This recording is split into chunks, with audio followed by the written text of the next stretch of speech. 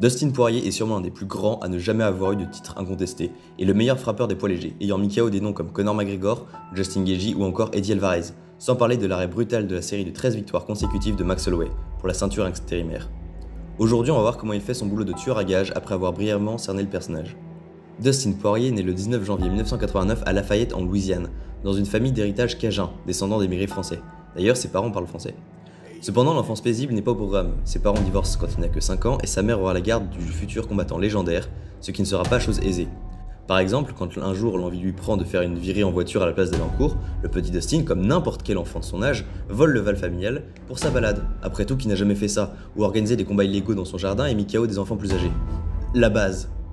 Plus sérieusement, Poirier est un enfant turbulent, bagarreur. Il abandonne l'école à 15 ans et finit en détention juvénile.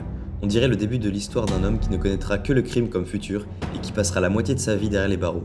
Cependant, il va bénéficier de 2 événements qui le sauveront de cet avenir peu radieux. Tout d'abord, au collège, il rencontre une certaine Jolie Leblanc, avec laquelle il se mariera à 20 ans, 2 ans après avoir découvert la boxe. D'après lui, la boxe comblait un vide dont il n'avait pas conscience. Il a trouvé sa voie et celle qui va lui permettre de la suivre. Car même si très tôt il se révèle être un combattant hors norme, dans une carrière aussi dure que risquée, les moments de doute sont nombreux, et sa femme Jolie, devenue Poirier, sera toujours là pour lui, lui interdisant même d'abandonner quand il ne croit plus que ce rêve ait sa place autre part que dans son imagination. Parce que des moments où il aura de très bonnes raisons de vouloir abandonner, il en rencontrera, et à chaque fois dans les pires moments. Retour sur sa carrière, et on va voir pourquoi la quasi-totalité des combattants aurait abandonné à sa place. Son premier événement principal, quand les projecteurs sont enfin braqués sur lui, il se fait étrangler à l'inconscience par le zombie coréen. Puis alors qu'il est bien remonté dans les classements jusqu'au top 5, il prend un KO par le combattant qu'il hait le plus au monde après des mois d'humiliation publique. Ce KO le dérangera tellement qu'il changera de catégorie pour aller chez les poids légers après. Pas de chance, il reperdra contre un autre adversaire qu'il n'apprécie guère, Michael Johnson, toujours par KO au premier round. À ce niveau de malchance, combien sont ceux qui auraient continué? Dustin est le meilleur de ceux-là, parce que non seulement il continuera, mais il alignera l'une des plus belles séries de victoires de l'histoire de la catégorie. Certes pas aussi longue que les 12 de Tony Ferguson, mais les noms dessus seront des plus impressionnants. Jim Miller, multiple détenteur de records à l'UFC. Anthony Pettis, ancien champion UFC. Justin Gaethje, ancien champion WSOF et futur champion intérimaire UFC. Eddie Alvarez, ancien champion UFC et Bellator. Pour finir par ravir la ceinture intérimaire en battant le champion poids plume en titre Max Holloway, c'est pas mal, il faut l'avouer. Cependant, Dustin n'aura pas la même fortune pour la ceinture incontestée et perdra par étranglement arrière contre le champion Khabib Nurmagomedov.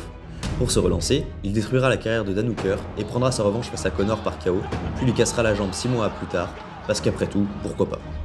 Suite à ce combat, il bénéficie d'une nouvelle chance pour combattre pour la ceinture, mais sa malédiction frappe une nouvelle fois, puisqu'il s'inclinera par la même soumission, également au 3e round, face à Charles Oliveira. Il a regoûté depuis à la victoire en battant Michael Chandler. Aujourd'hui, il se retrouve bloqué dans la position de celui qui explosera pratiquement tout le monde, mais qui n'a pas réussi à prendre le titre car désavantagé stylistiquement face à chaque détenteur de ceinture. Néanmoins, il reste un combattant fascinant et avec l'une des meilleures boxes de l'UFC, et on va voir comment elle fonctionne tout de suite. La technique qui le caractérise le plus est bien sûr sa garde de Philadelphie, qu'il utilise à la perfection, déstabilisant les boxeurs les plus accomplis. En fait, la véritable garde de Philadelphie est la garde de Floyd Mayweather, aussi surnommée le Philly Shell, avec le bras avant bien gardé près du corps et l'épaule servant de déflecteur des coups arrivant par l'extérieur. Dustin Poirier l'a modifiée pour qu'elle corresponde mieux à son style, en levant le coude à hauteur du visage. Ce choix, bien que d'apparence étrange et présentant un certain nombre d'ouvertures, est en fait extrêmement efficace, et on va voir ça tout de suite. Yoel Romero, comme Poirier, utilise une garde avec des coudes hauts. Et voici une radio de la main de Robert Whittaker après avoir affronté Yoel Romero. Comme vous pouvez l'imaginer, frapper de toutes ses forces un coude avec son poing risque de briser des phalanges, et c'est là le dilemme présenté à chaque adversaire de Dustin Poirier. Soit vous décidez de minimiser les risques de vous blesser et laisser passer un certain nombre d'opportunités quand lui tente de vous arracher la tête, soit vous essayez de le mettre KO à tout prix en frappant le plus fort possible, et vous risquez de vous briser la main. Petite parenthèse, affronter Poirier c'est déjà très flippant, imaginez ce que c'est quand il ne vous reste qu'une seule main pour vous défendre. Ce dilemme est d'autant plus désavantageux que non seulement tenter de le toucher est risqué, mais en plus les rares cibles que Dustin présente sont les pires. La seule partie de sa tête atteignable est son front, et comme pour le coude, le risque est bien moins visible, mais tout aussi dangereux. C'est son jeu de garde, l'un des plus complets de l'UFC.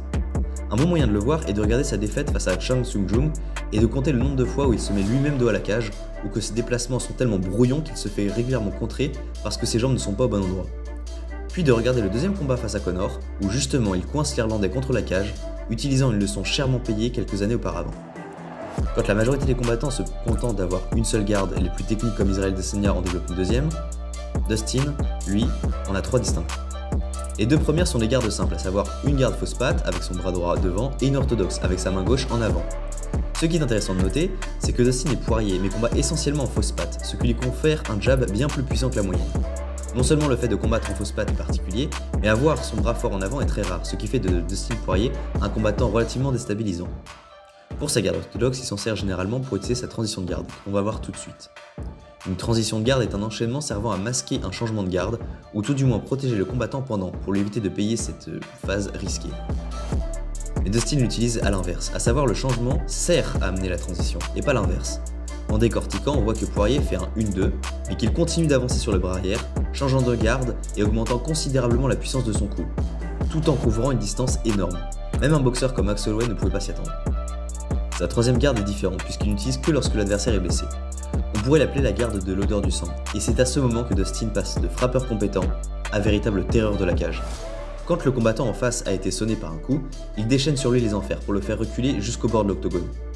Puis, une fois coincé contre le grillage, Poirier ancre ses pieds dans une garde presque de face, un peu comme la garde Joshua Tsugi du taekwondo, où certes la défense laisse à désirer, puisque tout le corps est exposé, mais qui permet de démultiplier la puissance dans les crochets dont le transfert de poids est idéal.